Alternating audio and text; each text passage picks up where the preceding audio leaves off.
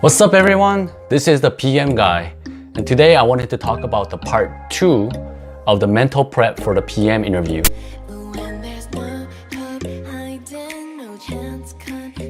Part 1 of this video was on the mental prep I did beginning from the 2 weeks before the interview, and you can find the link down below in the description. But for today, I wanted to primarily focus on the day of the interview. Now that you've been doing the technical and the mental prep for this interview for the 2 weeks now, so how should you approach this on the day of the interview? If you have an interview coming up, you might want to give this a try.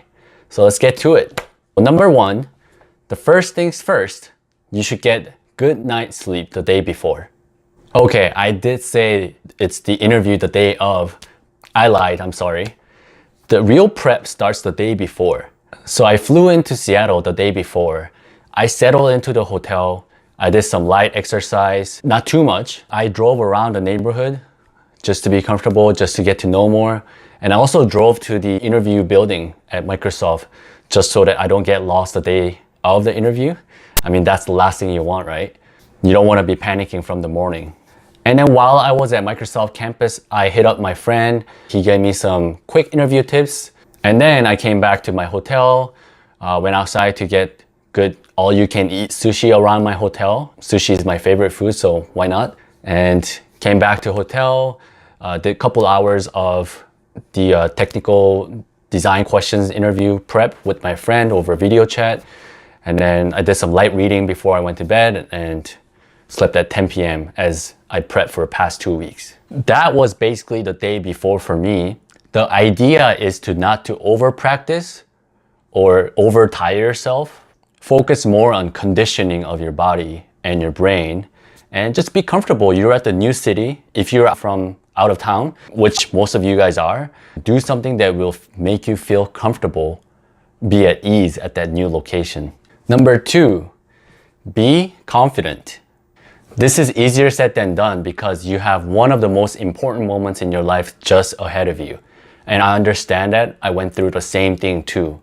You have to remember that these companies are not interviewing you for no reason. They want to hire good candidates just like you as much as you want the job. Let me talk about my experience very quickly. I have experience running my own retail business shop selling umbrellas and seatbelt cover. I'll talk about that for another time. But long story short, I had to be on the other side of the table to look for people to help out with my business. Naturally, I had to look for someone who's confident to represent my company, just like how I would represent my company, right? It forced me to think from the interviewer's perspective. And I can tell you right now that interviewers want to hire people that would represent themselves in a very good way to the customers or even the people outside of the company. So be confident. Number 3, don't be desperate. Yes, it was one of the most pivotal moments in my life, but I didn't want to go into the interview and be like, oh my God, please give me the job. The desperation that you have will come off during the interview without you realizing that. How you want to approach the interview instead is to be like, if I get it, that's great. But if I don't get it, I'll probably have a chance elsewhere. If you have an interview for this big companies, you're probably doing pretty well with your life. So don't worry, you'll have another chance if you don't get it. Make sure to be the 3 C's: cool, calm, collect. If you blank out during the interview, that's okay. It might happen. Then just be honest with the interviewer and say you blanked out for a second and you want them to repeat the questions or you want to think over again. The last thing you want is, of course, the blanking out is not the best possible scenario during the interview, but what's worse is you blank out and show them that you can't recover from that mistake. Number 4, walk out with no regrets. Whatever happens, just remember that you gave it all and there's no going back and there's no regrets to this. Last thing you want is to think about the interview and be like, hey, I should have done this. I should have done that. If you ask me, do I think I could have done my interview better? I mean, there's no question about it. But do I regret it? Absolutely not. Why? Because at that moment, I done the best I could have done. So after the interview, instead of thinking so much about it and talking so much about it, what I did was I went ahead and treat myself, right?